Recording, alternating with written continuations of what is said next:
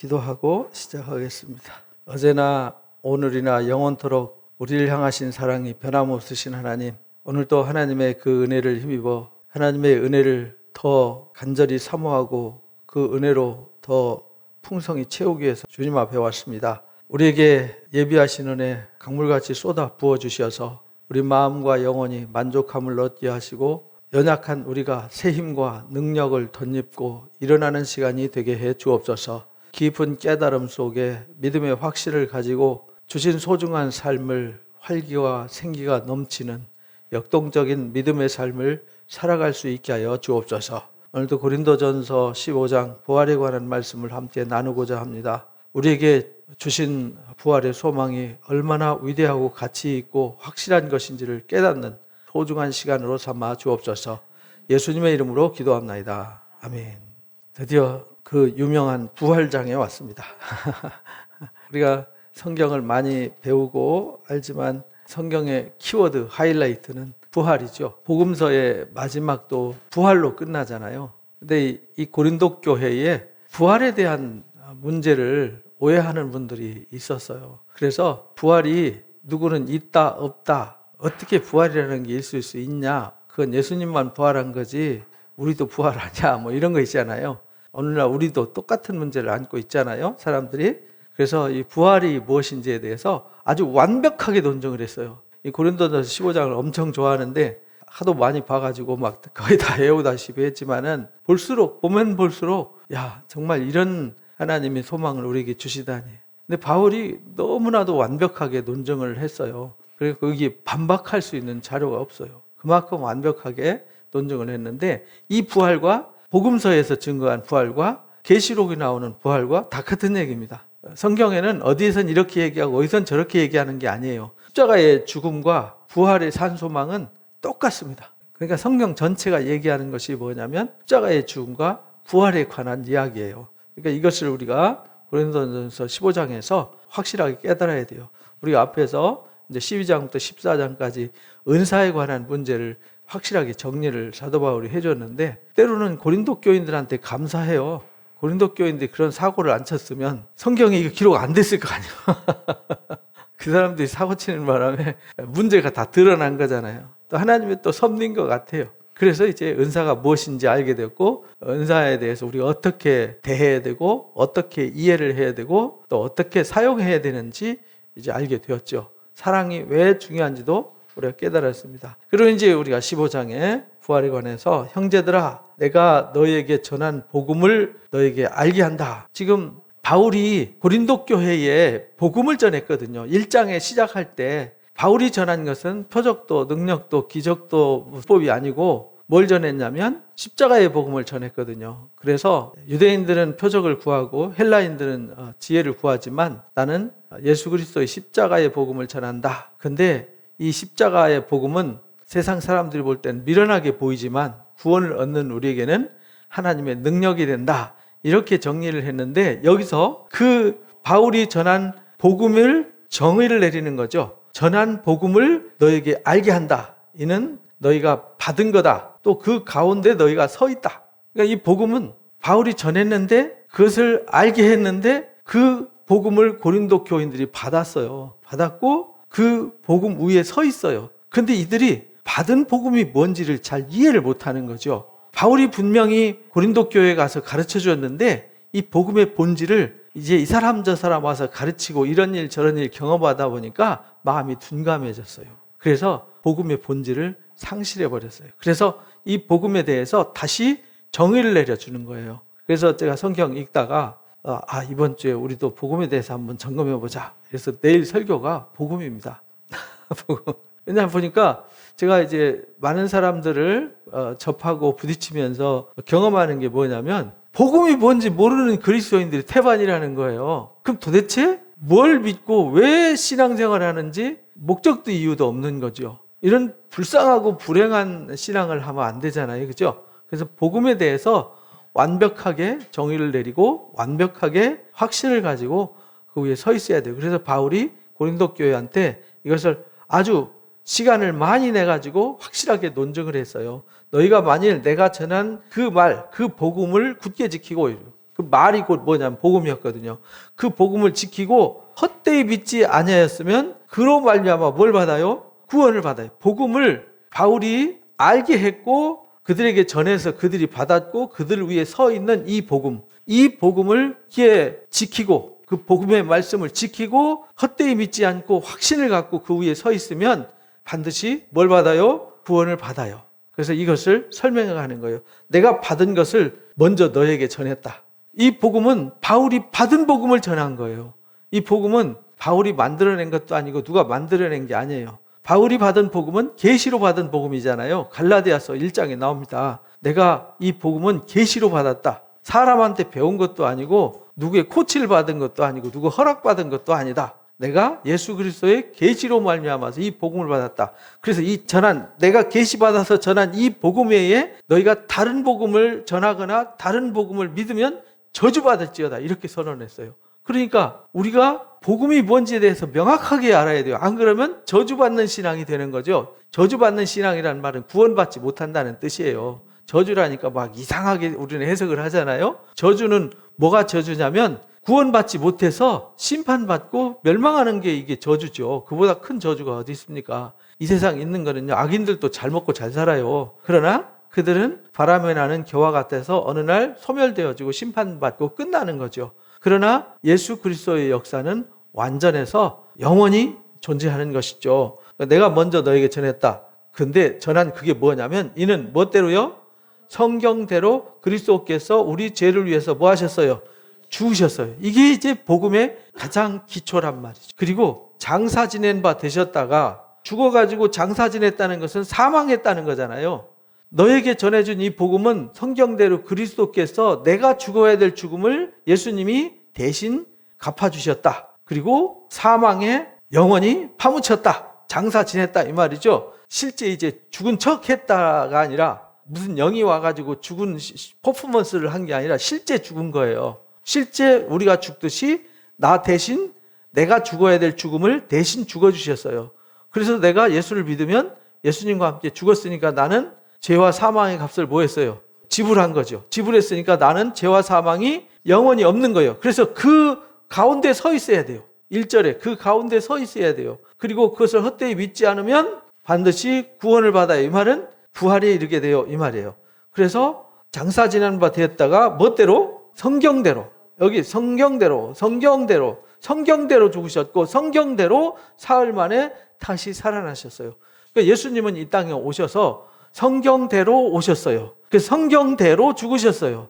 그리고 성경대로 다시 3일 만에 살아나셨어요. 그러니까 예수님은 이 땅에 말씀으로 오셔서 말씀을 이루시고 말씀으로 다시 부활하시고 말씀으로 다시 하나님 보좌 우편에 가셔서 계시고 말씀으로 다시 우리 가운데 오실 거다 이 말이에요. 그러니까 하나님의 역사는 다 말씀의 역사, 언약의 역사잖아요. 말씀으로 약속한 언약의 역사란 말이에요. 그래서 다시 살아나셨는데 그것이 살아나셨다는 것을 누가 말해서 아는 게 아니라 다 보았어요. 증거가 있는 거죠. 어떤 증거가 있냐면 베드로에게 보였어요. 게바가 베드로예요. 본명은 원래 시몬이죠. 시몬. 게바가 바위라는 뜻이에요. 반석. 베드로는 페트로스라고 하는 헬라어고 이 게바는 아람어예요. 그 12제자에게와 그 후에 500여 형제에게 일시에 보였어요. 게바에게 보였고 12제자에게 다 보였어요. 그러니까 증인이 12명인 거죠. 그렇죠? 12제자한테 다 보였어요. 그 다음에 500여 형제에게 일시에 보였어요. 마태복음에 보면은 유대인들이 예수님의 부활을 두려워해가지고 그 부활을 감추려고 부활했다는 소식을 듣고 가짜 소식을 전했어요. 예수님은 죽은 게 아니라 기절했었다. 근데 십자가에 못 박혀가지고 그렇게 해서 기절할 사람은 없죠. 근데 그렇게 해서 3일 만에 그렇게 어마어마한 못을 받고 채찍질하고 가시면류관 쓰고 옆구리 창을 찔러가지고 살아가지고 3일 만에 걸어다니는 사람은 세상에 존재하지 않죠. 불가능한 거죠. 물과 피를 다 쏟았는데 어떻게 3일 만에 기절했다 일어나요. 어떤 사람은 환상 본 거다. 제자들이 환상 보고 주님을 워낙 사모하고 좋아하다 보니까 밤에 환상 보고는 주님 봤다고 거짓말하는 거다. 이렇게 소문을 퍼뜨렸어요. 또 한쪽에서는 예수님의 시체를 도적질해 간 거다. 도적질해 가서 치료해가지고 살아서 돌아다니면서 부활했다고 하는 거다. 이렇게 도적설, 기절설, 환상설을 퍼뜨려서 부활을 막으려고 했어요. 그런데 그 부활의 증거를 막을 수가 없었어요. 왜냐하면 환상은 한 사람만 보는 거지 두 사람이 같이 환상은 보지 못해요. 환상이라는 건 뇌의 영적인 환상으로 보는 거기 때문에 두 사람이 같이 볼 수는 없어요. 그래서 환상은 한 사람만 보는 거예요. 그러니까 환상설이 안 되는 거죠. 도적질은 그 군대가 네 겹으로 겹겹이 싸고 있는데 어떻게 그 돌이 혼자서 굴릴 수 있는 돌이 아니거든요. 무덤을 돌로 막아놨잖아요. 그것은 여러 사람이 힘껏 밀어야만 밀 수 있는데 그 군대들 물리치고 도둑질할 수 있는 것은 아니에요. 또 기절해서 죽음을 다 확인해서 옆구리를 찔러서 기절했는지 안 했는지 확인했는데 어떻게 그렇게 될 수 있겠어요. 그리고 12제자에게 보이시고 한 번 보인 게 아니라 요한복음에 보면 여러 번 보이셨다고 나오죠. 그리고 예수님이 이 500의 형제에게 갈리에서 다 보이셨어요. 500명이라는 증인이 있는 거죠. 12제자와 함께. 그 중에 대다수가 지금 뭐에 있어요? 살아있어요, 대다수가. 왜냐하면 이 바울이 고린도전서를 쓸 때가 50년대니까 50년대 초중반이니까 어떤 사람은 좀 나이 드신 분들은 잠들었고, 잠들었다는 말은 죽었다는 뜻이죠. 그 후에 야고보는 누구냐면 예수님의 동생을 말하는 거예요. 그 후에 모든 사도에게와 맨 나중에 만삭되지 못하여 난 자 같은 나한테도 보이셨느니라. 그러니까 누구한테도 보이냐면 바울 자신한테도 보여줬어요. 그러니까 바울이 어디서 들은 소문 얘기하는 게 아니에요. 직접 부활하신 주님을 만나서 이 사도 바울이 사도행전 9장에서 예수님 만나고 나서 그 앞에 굴복하고 핍박하던 자에서 핍박받는 자로 바뀐 거잖아요. 그러니까 이 고린도전서 15장 1절부터 여기 9절까지의 말씀이 이 부활에 관한 이 증거는요, 완벽하다. 증인이 한두 사람이 아니고 모든 사람이 다 보았다. 갈릴리에 500의 형제가 봤고 12제자가 봤고 내가 봤다. 그러니까 부활은 확실히 있는 거다. 이런 것을 보여준 거예요. 그러면서 그것보다 더 중요한 것은 성경대로 오셔서 성경대로 죽으시고 성경대로 3일 만에 살아나셨다. 그리고 그것이 증명되었다. 이렇게 가르쳐 주는 거죠. 그래서 나는 사도 중에 제일 작은 자다. 나 같은 자한테도 보이셨다. 나는 사도 중에서도 제일 작은 자다. 사실은 작은 자가 아니거든요. 다른 사도들보다 아주 탁월하고 뛰어나지만 바울은 그만큼 뭐 했어요? 겸손했어요. 자기가 다른 제자들보다 뛰어나다고 생각하지 않고 살았어요. 우리가 신앙생활하면서 나는 저 사람보다 뛰어나, 나는 저 사람보다 잘났어, 이렇게 생각하고 신앙하면 안 돼요. 다른 사람들이 나보다 훨씬 나아, 저 사람들 참 훌륭한 분들이야, 이런 자세로 우리가 신앙생활을 해야 되는 거예요. 그게 뭐 하는 거냐면 겸손이에요. 겸손. 자기를 낮추는 게 겸손이에요. 말로만 낮추는 게 아니라 실제 마음으로, 생각으로, 삶으로 자기를 뭐 하는 거예요? 낮춰야 돼요. 낮아져야 돼요. 나는 하나님의 교회를, 왜 바울이 그렇게 낮아졌냐면 자신은 교회를 뭐 하는 사람이었어요? 박해하는 사람이었어요. 사도라 칭함을 받기에 감당 못할 자였어요. 왜냐하면 예수 믿는 사람들 잡아서 감옥에다 넣고 죽이게 만들었고, 또 회당이나 이런 데 쫓아다니면서 심지어는 다메섹, 시리아 다메섹까지 가서 아주 예수 믿는 사람들 잔멸한다 그랬어요. 잔멸. 아주 뿌리를 뽑아버리려고 했던 사람이기 때문에 바울은 그것이 늘 하나님 앞에 죄송했어요. 그래서 하나님 앞에 겸손할 수밖에 없었던 것이죠. 그러나 내가 사도된 것은, 나의 나된 것은, 내가 이렇게 사도가 되어서 부활을 전하고 복음을 전하는 이유는 하나님의 은혜로 된 거다. 나의 나된 것은 하나님의 은혜다. 그래서 은혜라는 이 카리스는 내 힘은 전혀 작용하지 않아요. 내 공로, 내 힘, 내 능력, 이건 전혀 작용하지 않고 전적인 하나님의 능력으로, 전적인 하나님의 간섭하심으로 되어진 것을 은혜라고 그래요. 그래서 은혜는 갚을 수 없어요. 갚을 수 있는 건 은혜가 아니에요. 하나님이 우리에게 베푸신 은혜는 갚을 수 없는 거예요.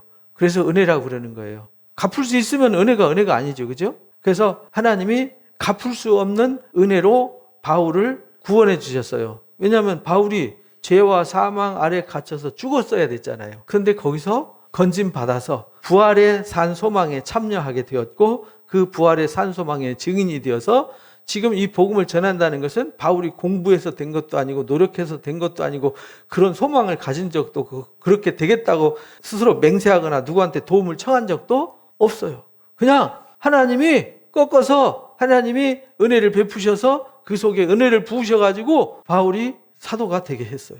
그리고 이 복음을 전하게 했어요. 그래서 나의 나된 것은 하나님 은혜로 된 거다. 내게 주신 그 은혜가 헛되지 않았다. 바울이 하나님 주신 은혜가 헛되지 않아서 그 은혜가 일하게 했어요. 그러니까 우리가 하나님의 일은 내 힘으로 내 지혜로 일하는 것이 아니라 내 속에 있는 뭐가 일하는 거죠? 은혜가 일하는 거예요. 그러니까 하나님의 일은 은혜 받는 일이 우선순위가 돼야 돼요. 왜냐하면 은혜 받으면 일하고 싶고 일해도 너무 감사하고 일하면 할수록 더 신나고 일하면 할수록 더 하나님의 영광이 함께해서 더 큰 열매와 더 큰 능력이 나타나니까. 근데 은혜 없이 일하면 지쳐요. 재미도 없어요. 나는 하는데 왜 저 사람은 안 하나 이래갖고 오히려 화평을 깨고 싸움을 만들어요. 그래서 내가 잘났고 너는 못났고 막 이렇게 비교하고 판단하고 이렇게 되는 거예요. 뭐가 없으면?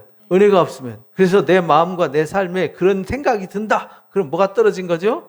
은혜가 지금 바닥나는 거예요. 하나님이 부어주신 성령의 금기름이 지금 바닥 달랑달랑 하는 거예요. 내가 모든 사도들보다 더 많이 수고했지만 하나님의 은혜가 헛되지 않아서 다른 모든 사도들보다 더 많이 수고했어요. 왜?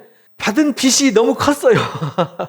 받은 사랑과 하나님 앞에 주님 앞에 빚이 너무 컸어요. 다른 사람들보다.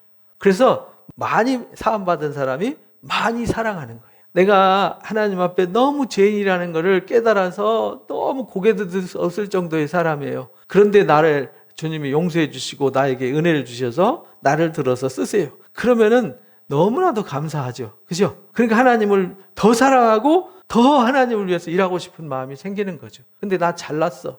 나 대단한 사람이야. 근데 하나님 은혜 조금 주셨어. 근데 은혜 받은 것이 은혜가 되지 않고 내가 잘났기 때문이야. 이렇게 되면요. 하나님을 더 사랑할까요? 안 할까요? 더 사랑 안 하죠. 왜? 내가 잘난 거니까. 그래서 자기가 잘난 사람 하나님을 덜 사랑해요. 그러나 자기가 죄인임을 깨닫고 나는 죄인입니다 라고 엎드려서 기도하면요. 하나님을 더 사랑할 수밖에 없어요. 제가 어제 에스라서 이렇게 한번 다시 보다가 에스라서 9장과 느헤미야서 9장은 그 회개의 기도장이잖아요. 그 회개의 기도 내용을 보면 눈물이 나요. 눈물. 그 에스라의 그 마음이 하나님의 마음이잖아요. 그 회개의 마음을 토로하면서 그 기도 내용을 보면 그런 내용이거든요. 이스라엘이 한 일이 다 뭐밖에 없냐면 죄진 거밖에 없어요. 그래서 바벨론 포로까지 끌려갔잖아요. 근데 거기서도 은혜 베푸셔서 돌아오게 했잖아요. 그들이 잘나서 노력해서 수고해서 온 게 아니잖아요. 그래서 그들이 성전을 지을 수 있도록 고레스 황제와 다리오 황제와 아닥사스다 왕의 후원을 전폭적으로 지원해줘가지고 모든 물자까지 다 지원해주면서 성전 건축하라 그랬는데 그들이 주저주저 하다가 타락해서 에스라가 1차 포로 귀환 이후에 2차 포로 때 와서 보니까 엉망이 돼 있는 거예요. 그러니까 너무 죄송했어요. 그래서 머리를 쥐어뜯고 수염을 쥐어뜯고 속옷과 겉옷을 쥐어찢으면서 그 울부짖는 그 기도 모습 있잖아요. 그거 막 읽는데 막 눈물이 나더라고요. 얼마나 그 마음이 아팠을까. 그 많은 세월 동안 하나님이 이들에게 이 엄청난 사랑을 쏟고 엄청난 긍휼과 은혜를 베풀었는데 또 그 은혜를 잊어버리고 또 과거처럼 또 이방인과 교류하고 이방인들과 함께 섞어져서 이방 문화에 물들어가고 병들어가는 모습. 그런데 본인들은 몰라요. 말씀을 가르치기로 결심하고 온 에스라는 그걸 보고 막 가슴을 치죠. 막 울부짖어요. 막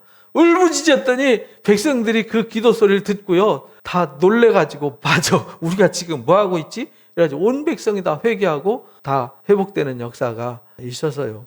그래서 이 사도 바울도 그런 마음이에요. 본인이 하나님을 향해서 열심히 있다고 잘났다고 생각했는데 그게 하나님을 대적하는 역사였어요. 그래서 십자가에 대적하는 역사였단 말이죠. 그래서 너무 죄송하고 너무 부끄러워서 그 앞에 엎드려서 얼굴도 못 드는 거죠. 그래서 나의 나된 것은 하나님의 은혜로 되었다. 근데 그 은혜가 헛되지 않아서 그 은혜가 나를 일하게 만들어서 다른 사람들보다 더 많이 일하게 했다. 근데 내가 한 것이 아니라 나와 함께 하신 하나님의 뭐가 일했어요? 은혜가 일했어요. 그래서 나는 나 내세울 게 하나도 없어. 그래서 여러분들이 고린도 후서 11장과 12장에 보면 거기에 이제 나와요. 나는 자랑할 게 없다. 근데 너희들이 자꾸 자랑하는데 나도 자랑 한번 해볼까? 내가 자랑할 게 없다니까 진짜 없는 줄 아는데 하면서 자신의 자랑거리를 쫙 늘어나요. 난 이거 자랑하고 싶지 않다. 이건 너희가 억지로 요청한 거다. 근데 바울이 자랑거리를 내세우고 보니까 그 사람들과 비교가 돼요, 안 돼요? 비교가 안 되죠. 바울이 가진 백그라운드나 가진 지식이나 또 경험이나 다른 사도들과 다른 그리스도인들과 비교 불가능. 거기다가 바울이 이 복음을 전하기 위해서 얼마나 많은 고난과 환난을 겪었는지 40에 한 대 감하는 배를 5번이나 맞고, 그죠? 감옥에도 갇히고, 정처 없이 강과 강도와 추위와 더위와 배고픔과 수많은 고난의 역경을 이겨왔던 그 삶을 자랑하지 않았어요. 내가 이 정도 했어. 나는 이 정도야 하지 않았어요. 그런 거 자랑 안 하고 바울은 뭐만 자랑했어요? 예수 그리스도와 십자가만 자랑했단 말이에요. 근데 여기 이제 나의 나된 것은 그래 하나님의 은혜다. 그러므로 나나 그들이나 이같이 전파하며 너희도 이같이 믿었다. 그래서 바울은 늘 죄송했어요. 그래서 바울이 항상 자랑할 때는 뭘 자랑했냐면 고린도전서 후서 12장에 보면 자기 육체의 가시를 자랑했어요. 하나님이 자기 육체의 가시를 주셨어요. 여러분도 가시가 있죠? 저도 가시가 있어요. 그래서 그 육체의 가시, 내 몸과 마음과 영혼 속에 하나님이 가시를 완전히 제거 안 해주셨어요. 거기 꼭 남아있어요. 그래서 뭔 일 있을 때마다 거기에 콕콕 찔러요. 그래서 그래 나는 부족한 존재야. 왜냐하면은 조금 잘나면 인간은 기고만장하거든요. 그래서 그렇게 안 되게 하기 위해서 하나님이 우리에게 완벽한 은혜는 주시지 않아요. 그래서 이스라엘 백성이 가나안 땅에 들어갈 때 옆구리에 가시를 주셨죠. 하나님이 그들을 시험하는 거죠. 진짜 하나님 말씀으로 사는가 안 사는가. 하나님 말씀으로 살면 이들이 없는 것처럼 여기세요. 북쪽에 남쪽에 거대한 제국 메소포타미아 제국과 애굽 문명의 제국들을 놔뒀어요. 근데 하나님의 말씀을 지키고 하나님의 말씀으로 하나님을 경외하며 사랑하며 하나님의 뜻을 쫓아 살면 북쪽이 있는 듯 없는 듯 남쪽이 있는 듯 없는 듯 주변에 가시가 전혀 느껴지지 않고 보여지지도 않아요. 그런데 하나님 말씀을 불순종하고 하나님을 떠나면 옆구리에서 콱 찌르고 옆구리에서 콱 찌르고 위에서 망치로 탁 때리고 밑에서 발로 걷어차고 이래요. 정신 차리라고. 그래서 하나님께서 일부러 그 땅을 주신 거예요. 그래서 제가 영상 올려드렸죠. 왜 가나안 땅인가?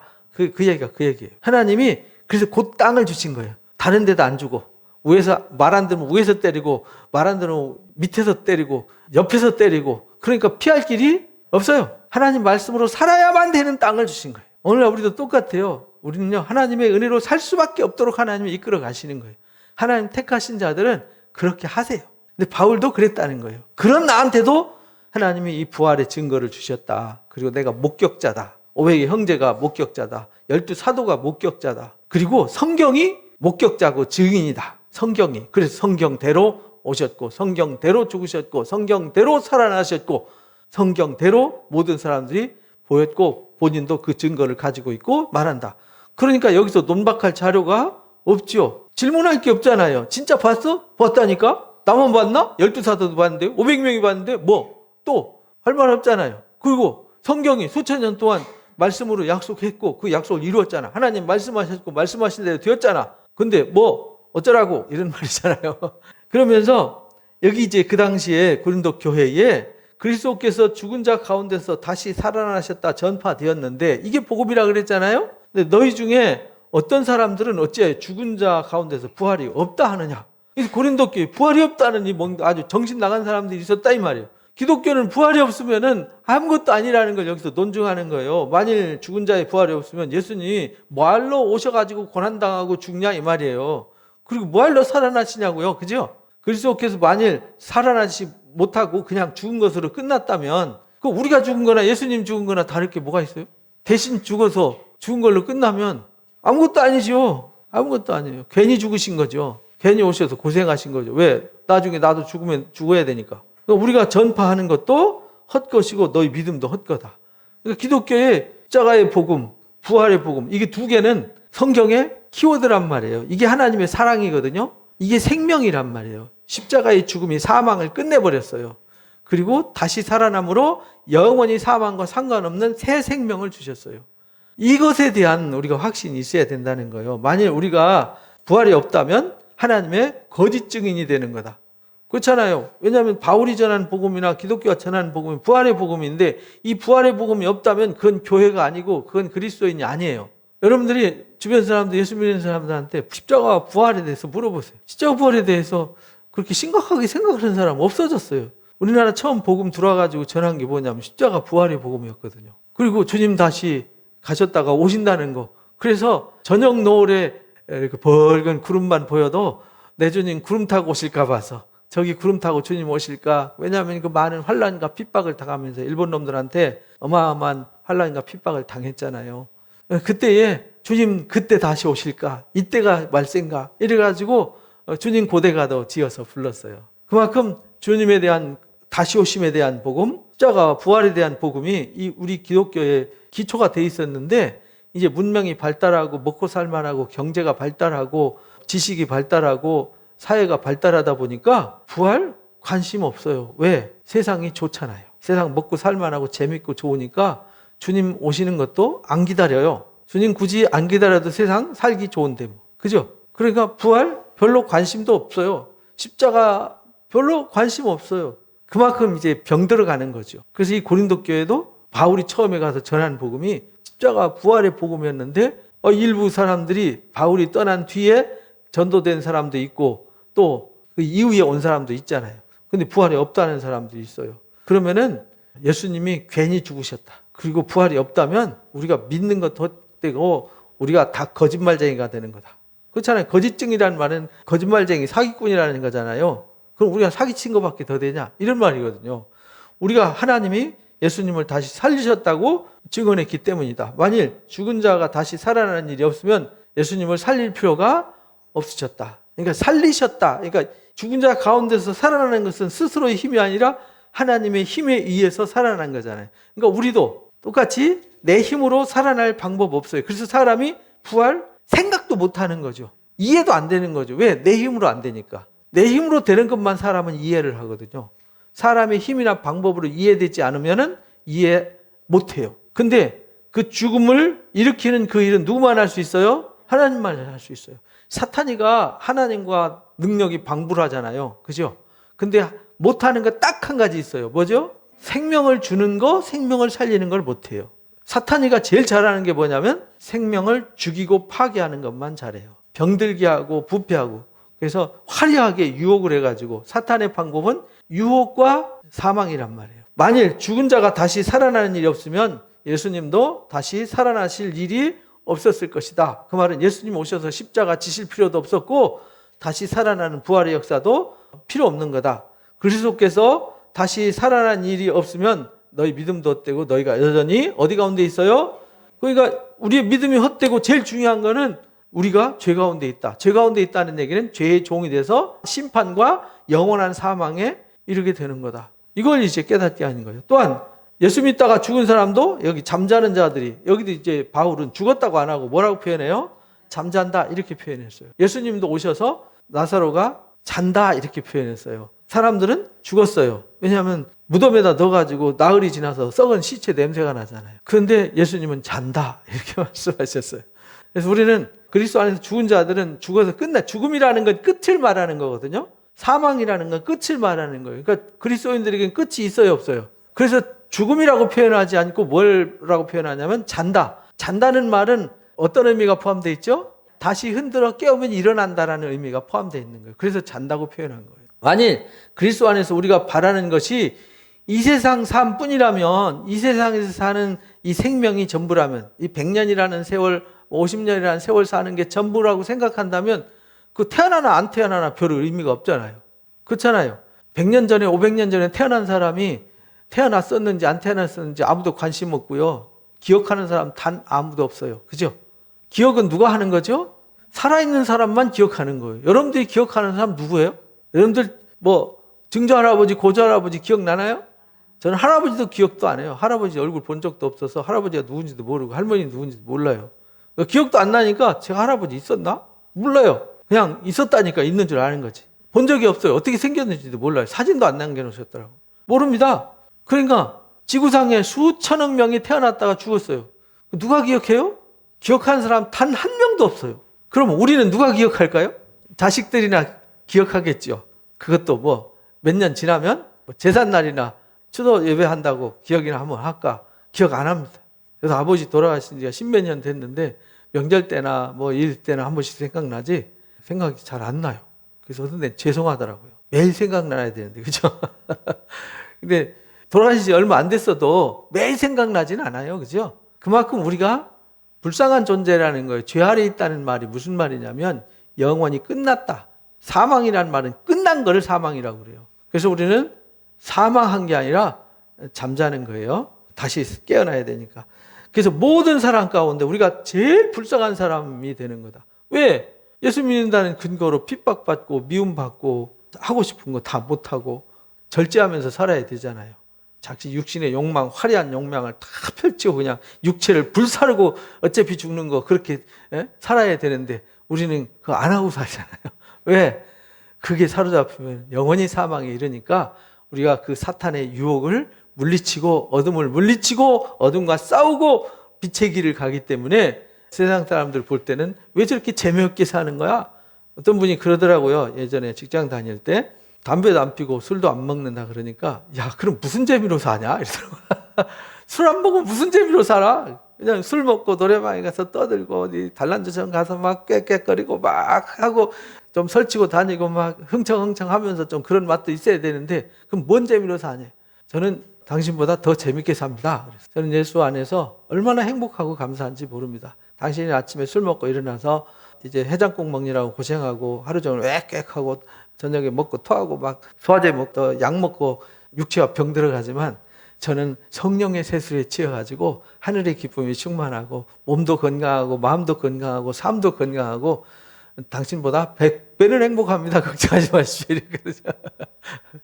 이 세상 삶뿐이라면 정말 우리가 부활이 없다면 세상 사람이나 우리나 뭐 사는 것 뭐 별반 다를 거 없잖아요. 그죠? 그러나 이제 그리스도께서 죽은 자 가운데서 다시 살아나셔서 잠자는 자들의 뭐가 됐어요? 첫 열매. 잠자는다 이렇게 말했어요. 잠자는 자들 중에서 첫 열매가 되셨어요. 예수님이 죽음 속에서 깨어나셨어요. 잠에서 깨어나셨어요. 예수 안에서 잠자는 모든 사람들은 주님 다시 오신 날에 주님이 오셔서 다 깨워서 일어나는 거죠. 그것을 부활 이렇게 말하는 거예요. 사망이 생각해봐라. 그래서 20절까지 이걸 이제 설명하면서 20절부터 다시 부활을 논증하는 거예요. 1절부터 9절까지는 부활은 성경이 증거했어. 그리고 목격자들이 있어. 그리고 나한테도 진짜 하나님 앞에 설 자격 없는 나한테까지도 하나님이 보여주셨어. 내가 보았어. 그런데 이 부활이 없다면 우리는 아무것도 아니야.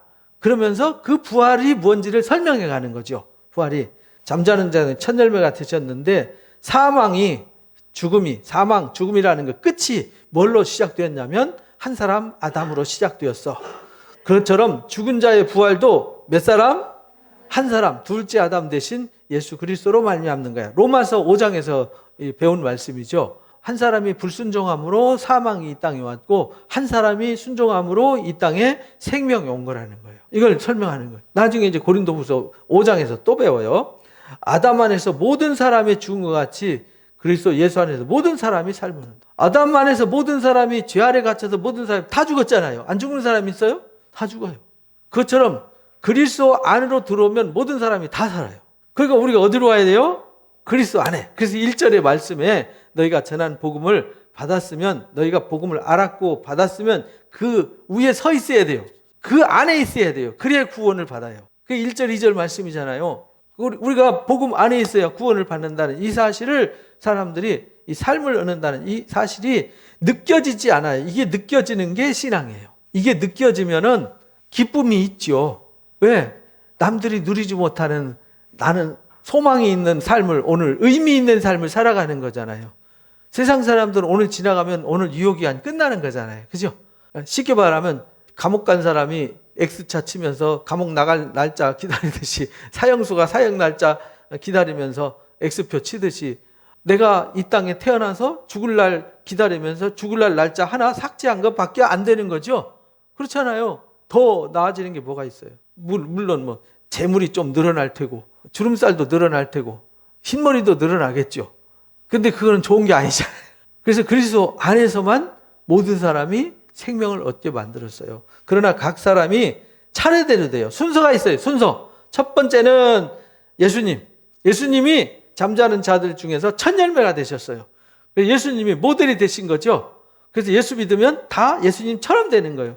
그래서 우리는 예수 믿어서 예수님과 함께 죽어야 되고 예수님과 함께 다시 살아나야 되는 거예요.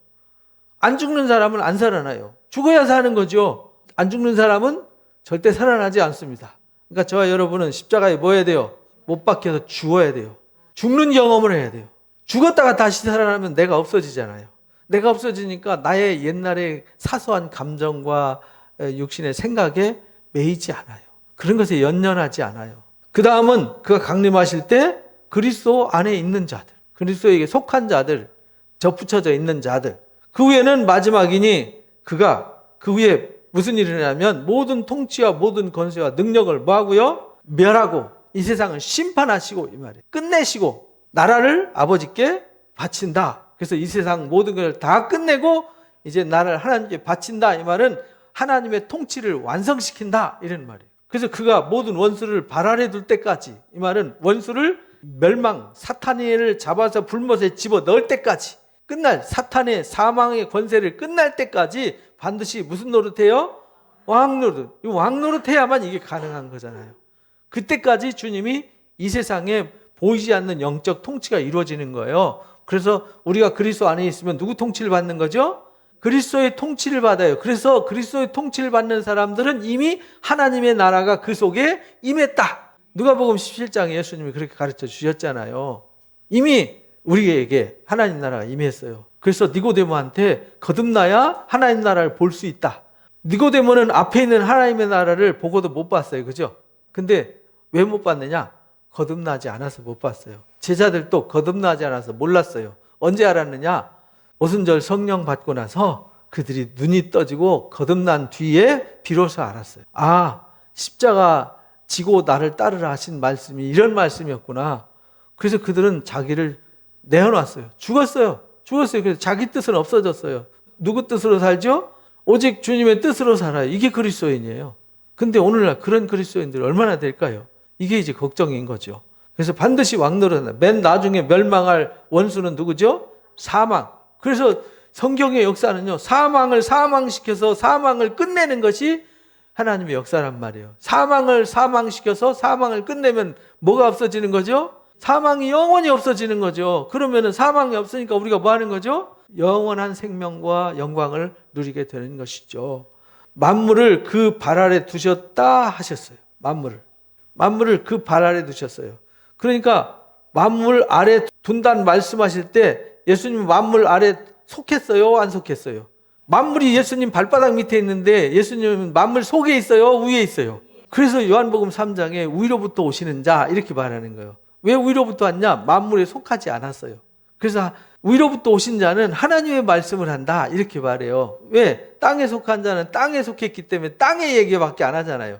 그러니까 이 세상에 있는 사람들은, 그리스도 밖에 있는 사람들은 아무리 공부를 많이 하고 똑똑하고 잘났어도 이 세상 말밖에 못해요. 그러나 예수님이 하는 말은 위로부터 온 얘기하니까 예수님이 그렇게 말해요. 야, 내가 땅의 일도 이해 못하는데 내가 하늘에서 온 얘기하면 너 이거 알아듣겠니? 우리가 지금 듣는 말씀은 땅의 얘기예요? 하늘 얘기예요? 하늘 얘기죠. 그러니까 땅에 속한 사람들은 이해 못해요. 그러니까 땅에 속한 사람들이 잘난 사람들이 이해 못했다고 그래서 내가 잘못된 것은 아니라는 거예요. 그 사람이 만물 아래 속해서 만물 아래 속한 이야기밖에 못하고 그것밖에 그것도 다 알면 다행이게. 인간의 두뇌가 5%도 개발이 안 됐다 그러잖아요. 인간 두뇌가 5%만 개발이 돼도 아인슈타인보다 탁월해요. 근데 우리는 하나님 주신 이 뇌를 1%, 2%도 다 못 쓰고 하나님 나라 가는 거거든요. 만물을 발 아래 두시니가 그 중에 들지 않은 것이 분명하다. 예수님은 만물 아래 속하지 않았어요. 우리도 만물 아래에 있었는데 그 만물 아래에 있는 걸 죄와 사망 아래에 있다 이렇게 말했잖아요. 거기서 우리를 건져서 우리는 만물 위로 올라왔어요. 그래서 만물에 속하지 않았어요. 우리는 하나님의 아들들이고 죄와 사망의 통치를 받는 게 아니라 누구 통치를 받아요? 위로부터 오신 왕 대신 주님의 통치를 받는 사람들. 그래서 하나님 나라의 시민이 된 거죠. 하나님 나라의 권속이 된 거예요. 에베소서 2장 말씀대로. 만물을 그에게 복종하게 하실 때에는 아들 자신도 그때 만물을 자기의 복종하신 이에게 복종하게 된다. 이 말은 예수님도 이 땅에 오셔서 뭐 하셨어요? 육체를 입고 오셔서 우리처럼 똑같이 사시면서 만물의 섭리를 따라서 사셨잖아요. 그리고 우리처럼 혈과 육을 입고 오셔서 나 대신 죽어주실 수 있었어요. 그래서 주님이 순종함으로 순종을 배우셨다. 히브리서 우리가 5장에서 배웠던 말씀이죠. 이는 하나님이 만유의 주로서 만유 안에 계시려 하십니다. 그래서 우리 만유 안에 이 땅에 주님이 오신 이유는요. 이 땅에 그렇잖아요. 만물 위에서 오신 이가 만물 위에만 계시면 우리를 어떻게 구원하냐고요. 만물 아래 오셔가지고 우리처럼 똑같이 살면서 우리를 구원하시기 위해서 우리의 아픔과 사정을 다 아세요. 그리고 우리를 대신해서 죽어주시고 하나님께 나갈 수 있는 길을 열어놓으셨어요. 그래서 내가 곧 길이고 진리고 생명이다 이렇게 말씀하신 거예요. 만일 죽은 자들이 도무지 살아나지 못한다면 죽은 자들을 위해서 세례받는 자들이 무엇을 하겠느냐. 무슨 말이냐면 그 당시에 이단들 중에 죽은 자를 위해서 대신 세례받는 사람도 있었어요. 근데 고린도 교인 중에 일부 그런 사람들이 있었어요. 죽은 사람들을 대신해서 예를 들어서 우리 아버지가 예수 안 믿었어요. 저희 아버지 믿었거든요. 만약에 안 믿었었어요. 근데 우리 아버지를 구원해야 되잖아요. 죽었으니까 어떻게 할 방법이 없잖아요. 그래서 내가 죽은 자를 위해서 대신 아버지 이름으로 세례를 받으면 아버지가 구원받는다. 이런 사상이 있었어요. 근데 고린도 교회에 그런 것을 그냥 용인하고 있었단 말이에요. 그러니까 바울이 그걸 들어서 야 너희들 죽은 자를 위해서 세례도 받잖아. 그럼 그거 왜 받니? 그래요. 죽은 자의 부활이 없으면 뭐하러 세례 받니? 죽었으면 끝났는데. 그렇잖아요. 죽으면 끝났는데. 죽은 자를 위해서 왜 제사 지내요? 죽어서 끝났는데. 무의미한 일이잖아요. 또 어찌하여 우리가 위협을 모르죠. 그럼 왜 우리가 핍박당하겠냐? 핍박당할 필요 뭐 있냐? 세상 사람처럼 세상 순리 따라서 살아가면 되지. 형제들아, 내가 그리스도 예수 우리 주 안에서 가진 바 너희에 대한 나의 자랑을 두고 단언한다. 바울이 내가 자랑을 두고 단언하노니 나는 뭐 한다고요? 날마다 죽노라. 그래서 이 신앙이라는 건 뭐냐면 날마다 죽는, 날마다 죽으면 뭐 하죠? 살아나는 거예요. 죽으면 다시 살아나는 거예요. 그래서 이기는 게 우리는 전쟁할 때 사탄이와 싸울 때 사탄의 최고의 무기는 뭐냐면 죽는 거잖아요. 근데 우리는 날마다 죽어버려요. 그러니까 사탄이가 할 일이 없어져요. 근데 우리를 다시 뭐하게 하세요? 살리시는 주님이 계셔서 그래서 사탄이가 할 일이 없어요. 그래서 여러분들이 영적 전쟁을 할 때는요 사랑으로 싸우는 거예요. 사랑은 뭐 하는 거냐면 져주는 거예요. 죽는 거예요. 죽으면은 싸우면 안 돼요. 그래서 사탄이가 할 일이 없어져요. 그래서 바울은 날마다 죽었어요. 왜냐하면 자기 속에 로마서 7장 말씀처럼 내가 마음으로는 하나님의 법을 따르는데 육체로는 죄의 법을 따르잖아요. 그래서 이 속에 성령의 생각과 육체의 생각이 같이 있어요. 육체의 소욕과 성령의 소욕이 같이 있단 말이에요. 그러니까 이 둘이 싸우잖아요. 싸울 때 우리는 이 성령의 사람이 싸워서 이겨야 되는데 이기는 방법은 뭐냐면 혈과 육이 죽는 거예요. 그렇잖아요. 내 속에 이 육체가 살아나요. 그럼 이게 살아나면 내가 큰일 나는 거예요. 그죠?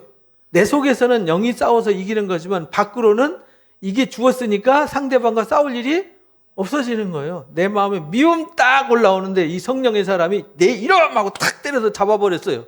그러니까 미움이 없어져 버렸어요.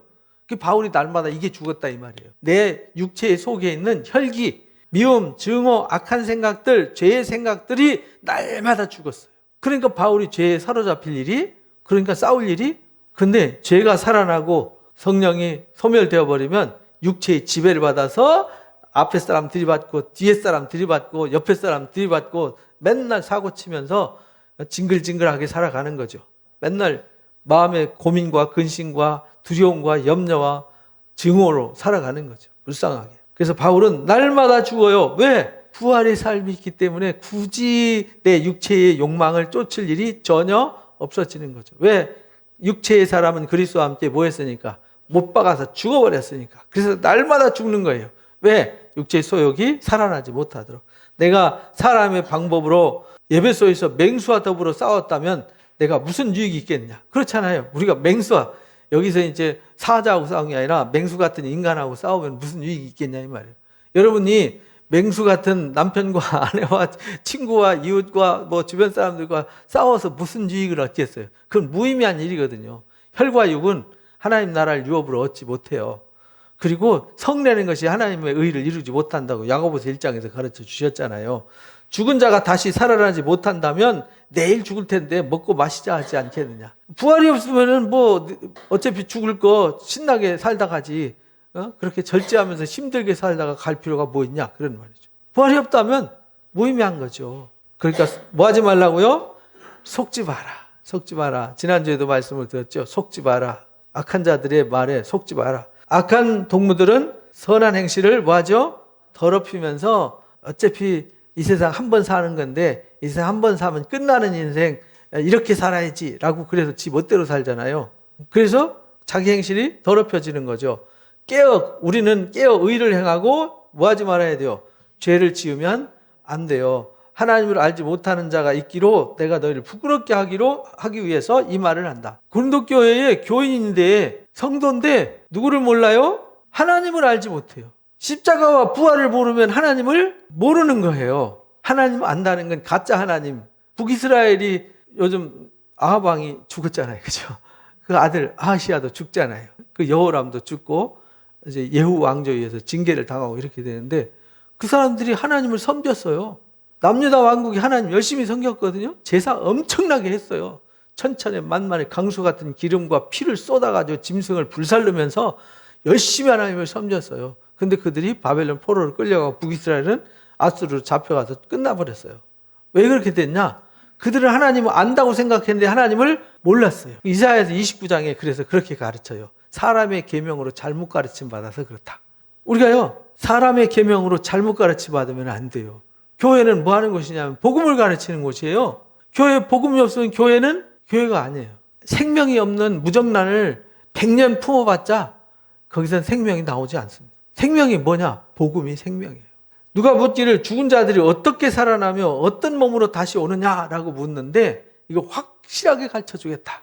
이렇게 가르쳐줘. 근데 이 부활이 어떻게 부활하는지 이 부활을 기가 막히게 논증을 했어요. 이 논증은 다음 주에 하겠습니다. 이걸 잘 이해하셔야 돼요. 35절부터 그 절까지 나오는 이 부활의 논증을 여러분들이 확실하게 이해를 하셔야 돼요. 그러면은 여러분들이 사는 삶이 맞아. 우리는 부활의 삶을 사는 거야. 부활은 확실히 있어.